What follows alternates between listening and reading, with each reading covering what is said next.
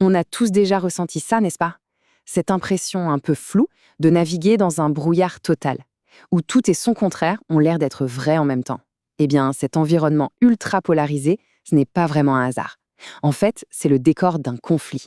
Un conflit invisible qui se joue juste là, sous nos yeux, ou plutôt dans nos têtes. Nous étions en guerre et nous ne le savions pas. C'est une phrase percutante de l'historien David Colomb et en fait elle résume absolument tout. Il y a bien une guerre mondiale en cours, sauf qu'elle ne se joue pas avec des chars ou des missiles. Non, son champ de bataille est beaucoup plus proche, beaucoup plus intime. C'est notre esprit. Alors, acte 1, le champ de bataille total. On va plonger là-dedans pour essayer de comprendre ce que c'est, ce nouveau terrain de jeu.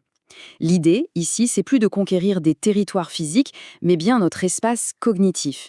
Et c'est un espace où, croyez-moi, certaines grandes puissances déploient des stratégies d'une ampleur qu'on a rarement vue. Voilà, la guerre cognitive.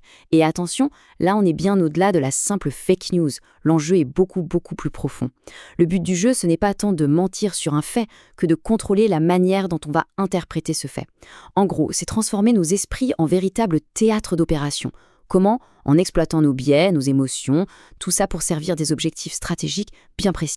Et si on regarde les grands acteurs, on voit que les stratégies sont radicalement différentes. C'est ça qui est fascinant. D'un côté, on a la Russie, dont le but principal, c'est la déstabilisation.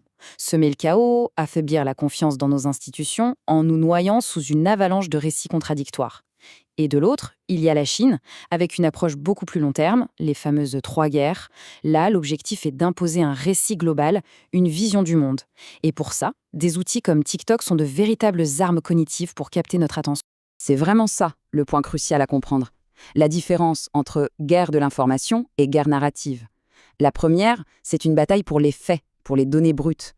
La seconde, la guerre narrative, c'est une bataille pour le sens qu'on donne à ces faits. C'est la lutte pour l'histoire qu'on raconte autour de ces données. Et c'est cette histoire, au final, qui façonne qui on est et ce qu'on fait. Bien souvent, sans qu'on en ait la moindre conscience. Bon, face à une menace pareille, une menace à la fois hybride et totale, la question c'est comment est-ce que les démocraties se défendent? C'est ce qu'on va voir tout de suite dans cet acte 2, le bouclier de l'État. Évidemment, les États ne restent pas là, les bras croisés. Ils essayent de réagir. En France, par exemple, on a mis en place Viginium, qui est une agence chargée de repérer les ingérences numériques étrangères. C'est une sorte de bouclier.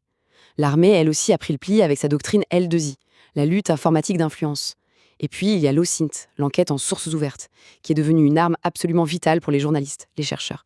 Bref, tous ceux qui essayent de rétablir les faits. Mais, il y a un mais, et il est de taille.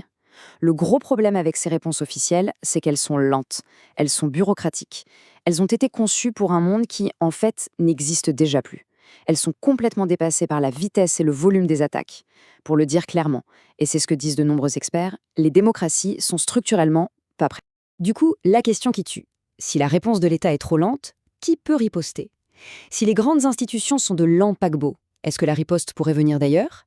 D'acteurs plus petits, plus rapides, plus agiles? Peut-être des citoyens. Et ça nous amène à notre acte 3, la contre-attaque sémantique. On va voir comment une forme de résistance s'organise, mais cette fois-ci en partant de la base, le fameux bottom-up, des groupes de citoyens qui essayent de faire un truc un peu fou, retourner les armes de l'ennemi contre lui. Et ils mènent cette guérilla sur un terrain qu'on n'attend pas forcément, le terrain du sens. La bataille est de déterminer quelle histoire l'emporte. Cette phrase, elle vient du manifeste d'un projet fascinant, le projet TS Bomba. Et elle résume parfaitement leur philosophie. Puisque la guerre est devenue une guerre de récits, eh bien la victoire ira à celui qui racontera la meilleure histoire. L'idée, ce n'est plus juste de démentir un mensonge ici ou là. Non, c'est d'imposer un récit global, plus cohérent, plus puissant. Et pour faire ça, ils ont une arme secrète, le web sémantique. Alors qu'est-ce que c'est que ce truc? En gros, ils ont pigé que les algorithmes, comme Google, ne lisent plus seulement des mots-clés. Ils essayent de comprendre le sens, le contexte, les relations entre les idées. Le web sémantique, c'est l'infrastructure technique qui permet ça.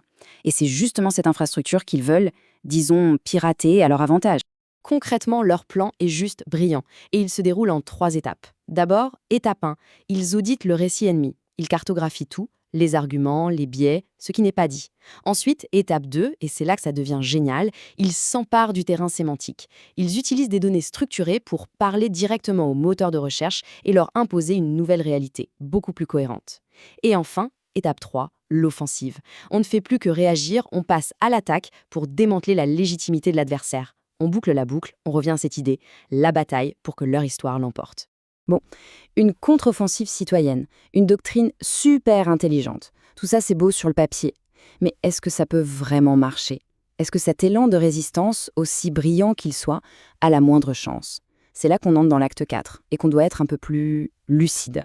Alors on y va, la question franche, est-ce qu'une contre-offensive citoyenne peut vraiment réussir? Pour être honnête, la réponse courte et un peu brutale, c'est probablement pas. Et ce n'est pas par pessimisme, c'est pour des raisons purement structurelles.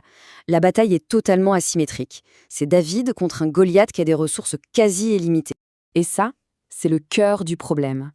Le paradoxe démocratique. Nos plus grandes valeurs, celles qui nous définissent, la liberté d'expression, l'ouverture d'esprit, le débat, sont devenues nos plus grandes faiblesses. C'est la plateforme idéale pour les campagnes de manipulation. En fait, nos forces sont devenues nos pires vulnérabilités dans cette guerre. Et puis, il y a la question des ressources. Il faut bien se rendre compte de l'échelle. D'un côté, on a de véritables usines à trolls, des armées numériques.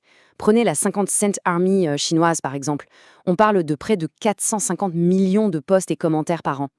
Et de l'autre, des petits collectifs de bénévoles. Le rapport de force est juste écrasant. Il n'y a même pas de match. Donc, si on résume, tout semble jouer contre nous. D'abord, nos propres cerveaux, avec tous nos biais cognitifs qui sont exploités.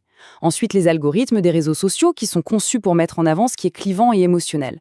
Et enfin, la nature même de nos sociétés, qui sont ouvertes et donc des cibles faciles. Le consensus des experts est assez clair là-dessus, on n'est tout simplement pas prêt pour cette guerre. Ça ressemble un peu à une bataille perdue d'avance. Et on en revient toujours à ça avec cette citation du docteur Ajit Mayan, qui est une des grandes spécialistes du sujet. Au fond, les guerres d'aujourd'hui ne seront pas gagnées par ceux qui ont le plus d'infos, mais par ceux qui racontent le mieux l'histoire, qui donnent le sens le plus efficace à cette information. La victoire n'appartient plus à celui qui a les faits, mais à celui qui a le meilleur récit. Et, il faut bien l'admettre, pour le moment, les régimes autoritaires ont l'air d'avoir une sacrée longueur d'avance dans cet art de raconter des histoires qui nous captivent et nous divisent. Ce qui nous laisse avec cette question immense et vertigineuse. Comment est-ce qu'on peut gagner une guerre quand le champ de bataille, c'est notre propre esprit? Honnêtement, il n'y a pas de réponse facile. Mais la toute première étape, la plus essentielle, c'est peut-être simplement de prendre conscience que cette guerre existe, de comprendre comment elle fonctionne, qui en sont les acteurs, et de mesurer l'ampleur du défi. Parce qu'au final, on ne peut pas se défendre contre un ennemi qu'on ne voit même pas.